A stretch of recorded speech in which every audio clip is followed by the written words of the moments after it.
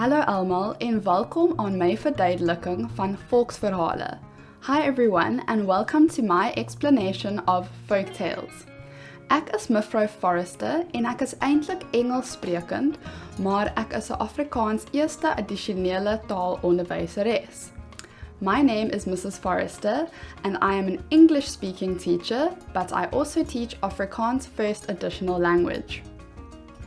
Ek het hierdie presentasie gemaak om my leerders te help om volksverhale te verstaan, want ons doen in die 3de kwartaal van hierdie jaar 'n nuwe kreatiewe skryfprojek. I made this presentation to help my learners understand folktales better because we are doing a new creative writing project in the 3rd term of this year. Ons het in graad 5 die genre volksverhale gekies. We chose the genre folktales in grade 5.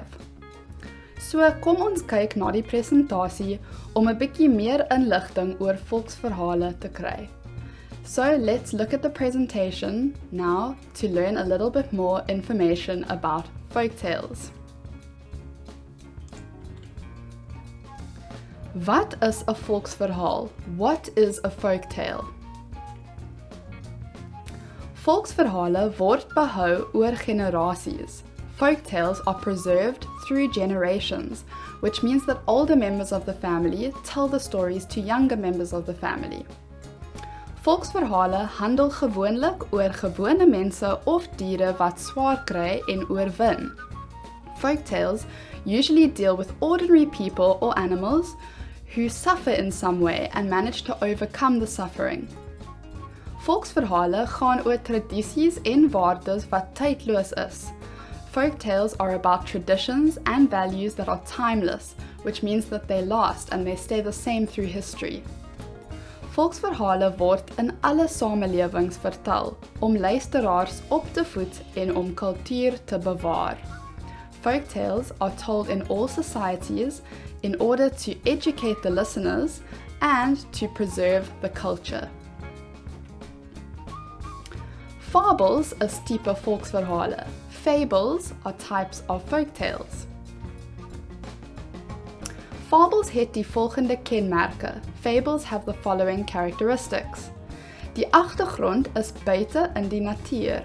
The setting is usually outside in nature. Dit het slegs 2 of 3 karakters. There are only 2 or 3 characters. Daar is 'n karakter met 'n swakheid. There's a character with a weakness, for example, greed or jealousy. Daar is altyd 'n lewensles. There's always a life lesson or a moral of the story. Dit het diere wat soos mense optree. They are animals that act like people.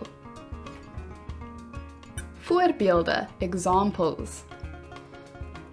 Hier is 'n paar voorbeelde van fables waarvoor jy ken.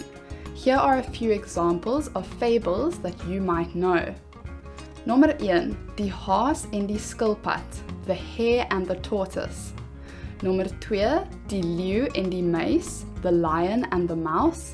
En nommer 3, die aap en die soekglas, the monkey and the looking glass.